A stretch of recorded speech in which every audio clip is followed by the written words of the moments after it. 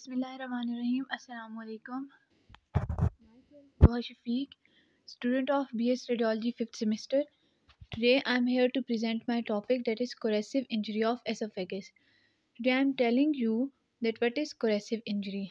ठीक, अब मैं आप सबसे पहले हम ये देखेंगे corrosive injury क्या होती है. ठीक है, corrosive injury क्या काज करती है. corrosive injury corrosive substance होते हैं, वो corrosive injury को काज करते हैं. corrosive substance अब क्या होते हैं. These are the substance which destroy or damage the living tissue.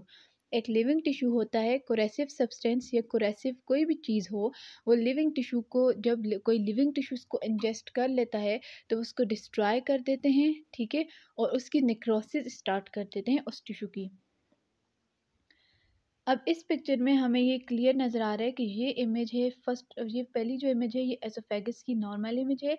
कोई बंदा है, उसने एसिड जो है इंजेस्ट कर लिया. फॉर एग्जांपल एसिड है, अल्कली है, ये सारे कोरेसिव सब्सटेंस हैं. ठीक, यहाँ इस इमेज में उसकी डैमेज स्टार्ट हुई टिश्यू की. नेक्स्ट फिर हमें नेक्रोसिस स्टार्ट होना नज़र आ रही है. लास्ट इमेज में प्रॉपर एसोफेगस की नेक्रोसिस हुई हुई है. Okay, now move towards the corrosive poisons. Outlines आज हम क्या क्या पढ़ेंगे. Definition, types, action of mechanisms, complications, sign and symptoms, diagnosis, management. First we see introduction. Corrosives are group of chemicals that have capacity to cause tissue injury on contact by chemical reaction. They mostly affect the GIT, respiratory system and eyes.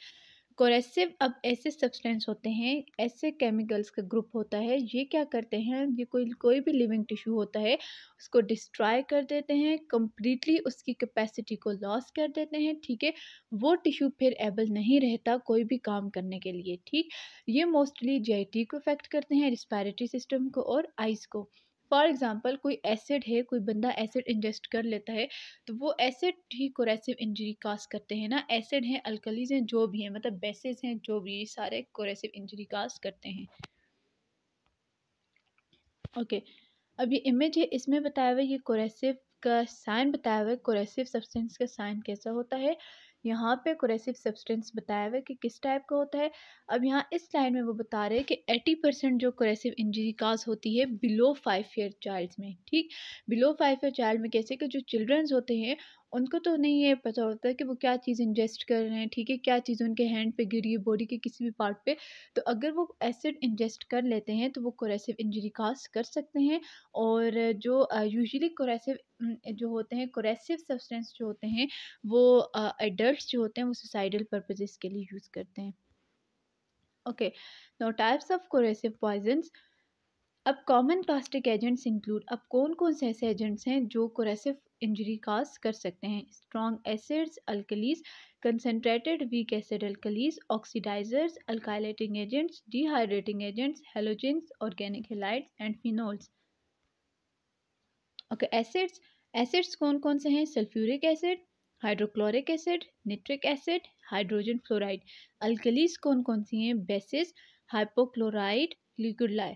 अब carburettor fluid जो है उसमें sulphuric acid use होता है. ठीक, अब ये साथ साथ बताया हुआ कि कौन सी चीज़ है जिसमें ये चीज़ें यूज़ होते हैं. ये एसिड्स यूज़ होते हैं और ये अल्कलीज यूज़ होते हैं. ये एक इमेज है जिसमें ये बताया हुआ है कि एक बंदा है, वो एसिड को इंजेस्ट कर रहा है. ठीक, एसिड को उसने इंजेस्ट किया. यहाँ पे इसका इसोफेगस बताया हुआ है कि इसोफेगस के अंदर लेयंस हुए हैं. यहाँ नीचे स्टमक बताया हुआ है कि स्टमक बर्न कर गए, परफोरेशन होगी, स्टमक बर्न कर गए. देन हम क्या करेंगे, थ्रू एंडोस्कोप हम उसका एसोफेगस और उसका स्टमक देखेंगे कि कैसे एसोफेगस और स्टमक में परफोरेशन हो गई है, लेयंस हो गए और वहाँ पे बर्न हो गए. ठीक, अब यहाँ नीचे ये कुछ एसिड्स हैं जो बताए हुए. ये एसिड्स, ये रस्ट ऑफ है, कार्बेटरी है, ब्रिक क्लीनर है, मेटल क्लीनर है, टॉयलेट क्लीनर है. देखिए, हम ये यूज़ तो करते हैं, कॉमनली हम ये इनके यूज़ करते हैं, लेकिन इनको बहुत सेफली यूज़ करना पड़ता है. ठीक है, अगर ये बॉडी के किसी पार्ट पे लग जाते हैं, गिर जाते हैं, या कोई बंदा इनको मिस्टेकनली इंजेस्ट कर लेता है तो वो वहाँ पे कोरेसिव इंजरी काज हो जाती है. ओके, नेक्स्ट हमारे पास एसोफेगल परफोरेशन है. कि कोई बंदा है अगर वो एसिड इंजेस्ट कर लेता है तो उसका एसोफेगस परफोरेट कर जाता है। एसोफेगस परफोरेट करने के साथ साथ, ठीक है, एसोफेगस परफोरेट करने के साथ साथ वो क्या होता है, उसका सर्वाइकल, ये ऑपरेटिव थेरेपी बताएगी, ठीक है, ऑपरेटिव थेरेपी इसकी बताएगी कि इससे सर्वाइकल परफोरेशन काज हो जाती है, थोरेसिक अपर थर्ड परफोरेट हो जाता है, थोरेसिक लोअर थर्ड परफोरेट हो जाता है, ठीक है, और एब्डोमिनल परफोरेशन भी काज हो सकती है, ठीक है। अब यहाँ पे नॉन ऑपरेटिव थेरेपी बताई हुई है, ठीक है। नॉन ऑपरेटिव थेरेपी में हम हार्ट रेट चेक करेंगे, WBCs चेक करेंगे, ठीक है, और इसमें RBCs चेक करेंगे, इसकी पल्स चेक करेंगे कि क्या क्या पल्स है, मतलब कि किस वजह से क्या कितना इफ़ेक्ट जो है, तो कोई जो एसिड इसने इंजेस्ट किया या कोई भी कोरेसिव सब्सटेंस इसने इंजेस्ट किया उसने कितना इफ़ेक्ट दिखाया। देन हम इसकी फिर एंडोस्कोपी करेंगे, फिर हम CT स्कैन करेंगे, ठीक, फिर हम प्लेन रेडियोग्राफी करेंगे, मतलब प्लेन एक्सरे लेंगे। ये एक और इमेज है जिसमें हमें ये बताया हुआ है कि एक पर्सन है वो एसिड को इंजेस्ट कर रहा है, जैसे उसने एसिड इंजेस्ट किया यहाँ पे पहले उसका नॉर्मल इसोफेगस बताया हुआ है, ठीक है। अब आगे हम पढ़ेंगे कि अल्कलीज हैं चाहे एसिड्स हैं वो क्या करते हैं, वो हमारी स्ट्रक्चर फॉर्मेशन भी करते हैं, वो फाइब्रोसिस भी काज करते हैं। तो वही बात यहाँ पे, जैसे ही उसने इंजेस्ट किया एसिड, इसमें हमें उसने उसकी एसोफेगस जो है वहाँ पे स्ट्रक्चर काज होगी है, नैरोइंग काज होगी है, और यहाँ पे फाइब्रोसिस के साथ साथ टिश्यू की नेक्रोसिस भी हो रही है, टिश्यू डैमेज हो रहा है, ऐसा लग रहा है जैसे एसोफेगस के अंदर होल बनता जा रहा है, ठीक है। Okay, next alkalis. अब यूज़ ऑफ बेसिस अल्कलीज, कौन कौन सी ऐसी अल्कलीज हैं जो हम नॉर्मली रूटीन में यूज़ करते हैं। सोप्स हैं, डिटर्जेंट्स हैं, बेकिंग सोडा है, cement, fertilisers, treating acidity, toothpaste and use in labs. अब इनमें कौन कौन से हमारे पास बेसिस यूज़ होती हैं, sodium hydroxide, sodium carbonate, sodium bicarbonate, calcium hydroxide, ammonia, magnesium hydroxide, sodium fluoride and bases used in labs. Okay, this the picture in which differentiate acids and bases, ठीक है, इसमें डिफ्रेंशिएट हुआ है acids का और basis का कि कौन कौन सी चीज़ें एसिड्स हैं, कौन कौन सी चीज़ें बेसिस हैं। एक नेक्स्ट पिक्चर है, ये पिक्चर है जिसमें हमें क्लियर नज़र आ रहा है कि कौन से एसिड्स हैं, कौन से बेसिस हैं, कौन से न्यूट्रल है। अब the substance which has a pH 7 जिसका pH होगा, ऐसा सब्सटेंस जिसका pH 7 होगा वो न्यूट्रल, हमें पता है जिस pH जिसको होता है वो न्यूट्रल होते हैं, और हमारे ब्लड का pH जो है वो 7.4 है, ठीक। The substance which has a pH above 7 they are alkalis, ठीक, and the substance which has a pH below 7 they are acids. Okay, now we see which substance are alkalis and which substance are acids. Alkalis are liquid drain cleaner, bleaches, oven cleaner, ammonia solution, baking soda, seawater. And acids are milk, urine, saliva, black coffee, soda, lemon juice, vinegar, battery acid and hydrochloric acid. Okay, use of common caustic agents. अब कौन कौन से ऐसे agents हैं जो हम use करते हैं, यूज़ तो हम करते हैं, ठीक है, ये नहीं है कि हम इनको यूज़ नहीं करते, लेकिन हमें इन्हें बहुत सेफली यूज़ करना पड़ता है। Hydrochloric acid, sulphuric acid, sodium hydroxide, phenol hydrochloric acid, ठीक। Next is sulfuric acid. Sulfuric acid used in car battery fluid, nitric acid used in metal cleaners, hydrogen fluoride used in rust removers, hypochlorite used in bleach, liquid lye used in sodium hydroxide, and phenol is the antiseptic. Okay, now move towards the pH. Corrosive substance with a pH less than 2 or greater than 12 they are highly corrosive and cause tissue necrosis. ऐसे substance जिनका pH 2 से कम होगा और 12 से greater होगा तो वो substance highly coercive है और वो टिश्यू की बिल्कुल जैसे ही वो इंजेस्ट होगा किसी टिश्यू में, कोई टिश्यू इसको इंजेस्ट करेगा तो उसी टाइम वो उसकी नेक्रोसिस का स्टार्ट कर देगा, ठीक है। ओके, नेक्स्ट हमारे पास है sodium hydroxide. Concentrated solution of sodium hydroxide 22.5 and 30% can cause perforation of oesophageal wall, mediastinitis, fatal outcome within seconds. अब सोडियम हाइड्रोक्साइड इतना पॉइजनस, इतना कोरेसिव सब्सटेंस है कि ये क्या करता है, जैसे ही एसोफेगस इसको इंजेस्ट करता है तो उसी टाइम एसोफेगस की वॉल में परफोरेशन काज कर देता है, मेडियास्टिनाइटिस काज कर देता है, फीटल आउटकम कर देते हैं सेकंड्स के अंदर, ठीक। This the image in which we can see the perforation in the oesophagus. ठीक है, इसमें हमें नज़र आ रहा है कि परफोरेशन हुई हुई है एसोफेगस के अंदर। ठीक है, कि एक पर्सन है, उसने सोडियम हाइड्रोक्साइड इंजेस्ट किया, उसके एसोफेगस में परफोरेशन काज होगी। No action of mechanism, alkali action of mechanism कि अगर हम अल्कली को इंजेस्ट करेंगे तो उसमें कौन सी नेक्रोसिस होगी, अगर हम एसिड को इंजेस्ट करेंगे तो उसमें कौन सी नेक्रोसिस होगी। First we see the alkali ingestion. Alkali जब कोई बंदा इंजेस्ट करता है तो उसमें ल्यूकिफेक्टिव नेक्रोसिस हो जाती है।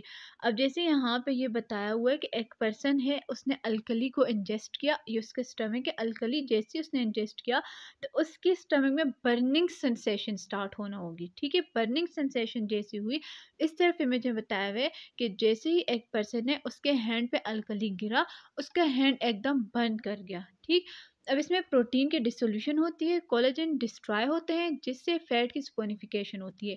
फैट की स्पोनिफिकेशन के साथ सेल मेम्ब्रेन की मल्टीप्लिकेशन होती है, वहाँ पे थ्रोम्बस बनता है, थ्रोम्बस के साथ साथ नेक्रोसिस होती है और सेल की डेथ हो जाती है।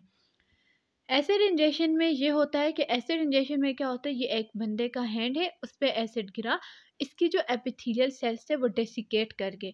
जैसे ही वो एसिड गिरा, इसने एपिथेलियल सेल्स को डेसिकेट कर दिया, मींस ड्राई कर दिया। ड्राई करने के साथ साथ वहाँ पे एडीमा काज हुआ, ठीक, स्वेलिंग हुई। एडीमा के साथ साथ वहाँ पे क्या हुआ, एरिदीमा हुआ। एरिदीमा मतलब रेडनेस हुई, वो हुई। वहाँ पे म्यूकोजल, जो म्यूकोजल लाइनिंग है इसकी स्किन की, वो स्लजिंग होने स्टार्ट हुई, मीन इरिटेशन हुई, इचिंग हुई। ठीक, अल्सरेशन हुई। अल्सरेशन के साथ साथ क्या हुआ, नेक्रोसिस होने स्टार्ट हुई टिश्यू की, और बंदे का ये हेड हमें बिल्कुल क्लियर नज़र आ रहा है कि गुलेटिव नेक्रोसिस हो गई है। ठीक है, अब इसमें यहाँ एक ब्लॉक में वो कहता है कि बोथ एसिड्स, जो मैंने बात पीछे बता दी कि both acids and alkalis cause fibrosis and structure formation. Okay, next क्या है, consequences of caustic injury. Consequences क्या है कास्टिक इंजरी के, कि नेक्रोसिस कब होती है, necrosis occurs within seconds of exposure to caustic agent. Ulceration and perforation occur within 24 to 72 hours of exposure. Fibrosis occurs within 14 to 21 days of exposure. Structure occur after weeks to years of exposure, and carcinoma formation occur after decades of alkali exposure. अब ये image है जिसमें हमें ये clear नज़र आ रहा है कि यहाँ पे नेक्रोसिस हुई हुई है, ये अल्सरेशन हुई हुई है, परफोरेशन हुई हुई है। ठीक, यहाँ पे फाइब्रोसिस हुई हुई है, इधर स्ट्रक्चर फॉर्मेशन हुई हुई है, और यहाँ पे कार्सिनोमा बना हुआ है स्क्वैमस सेल का। Okay, clinical presentation in corrosive poison, GT. GT में अगर हाँ कोरेसिव पॉइजन इंजेस्ट हो गया तो क्या होगा, severe pain of lips, mouth, throat, chest and abdomen, dysphagia and odynophagia, dysphagia, difficulty in swallowing, odynophagia, pain in swallowing, epigastric pain, haemostasis, haematemesis, symptoms and signs of GE perforation, excessive salivation. ठीक, अगर respiratory system में हो जाता है तो इसमें क्या होगा, कफ, डिस्पनिया, ब्रोंकोकंस्ट्रिक्शन, पल्मोनरी एडीमा, केमिकल नेमोनाइटिस। अगर आइज एंड स्किन का हो जाता है, आइज पे अगर कोई एसिड गिर जाता है, अल्कली गिर जाते हैं, स्किन पे गिर जाते हैं, तो ये हमें नज़र आ रहा है, वहाँ पे क्या होगा, पेन होगा, pen at the site of exposure, burn at the site of exposure, and oedema and vesicle formation. ये एक इमेज है जिसमें हमें बताया हुआ कि एक्यूट कास्टिक पॉइजन एक बंदे ने लिया, उसका माउथ हमें क्लियर नज़र आ रहा है। ठीक, वहाँ पे नेक्रोसिस हुई। ये रेडियोग्राफिक इमेज है जिसमें हम लोग बिल्कुल क्लियर हमें नज़र आ रहा है कि क्या क्या होता है। ये कोर इमेज इसमें एसोफेगस की परफोरेशन हुई हुई है, एसोफेगस की एरिदीमा हुआ हुआ है। ठीक है, स्लजिंग हुई हुई है। तो बंदे ने जैसे ही एसिड इंजेस्ट किया तो वहाँ पे उसका एसोफेगस ये नेक्रोसिस होने स्टार्ट हो गई टिश्यू की, और टिश्यू डैमेज हो गया। नेक्स्ट एक और इमेज है जिसमें हमें ये बताया हुआ है कि बंदे का माउथ है, टीथ है, बिल्कुल वो फिनिश हुए, नेक्रोसिस हुई हुई है। Okay, diagnosis and investigations. सबसे पहले कौन सी इन्वेस्टिगेशन हम करेंगे, एंडोस्कोपी। ठीक है, और oesophagoscopy. Endoscopy during evaluation by endoscopy is useful in grading severity of tissue injury. Planning for nutritional support and long term management of strictures. अगर हमारे पास टिश्यू इंजरी हुआ है, टिश्यू की इंजरी हुई हुई है, स्ट्रक्चर हुई हुई है, जो हम कोई उससे कंट्रास्ट से हमें नहीं नज़र आया, तो देन हम एंडोस्कोपी पे जाएंगे, एंडोस्कोपी करेंगे। एसोफेगोस्कोपी कब करेंगे? एसोफेगल लेयन हुआ वो, ठीक, कोई एसोफेगस में लेयन हुई हुई है, उसको देखने के लिए हम लोग क्या करेंगे? एसोफेगोस्कोपी करेंगे, used in the case of oesophageal lesions because it's the best diagnosis procedure to determine the presence and severity of corrosive. Then radiography करेंगे, प्लान एक्सरे करेंगे, ठीक है, और कंट्रास्ट रेडियोग्राफी करेंगे, mean simple water soluble contrast barium हम use करेंगे, ठीक है, या हम डबल कंट्रास्ट करेंगे सीटी में। अगर हमारे पास ड्यूडिनम की कोई नॉर्मलिटी है तो उसमें हम डबल कंट्रास्ट करेंगे।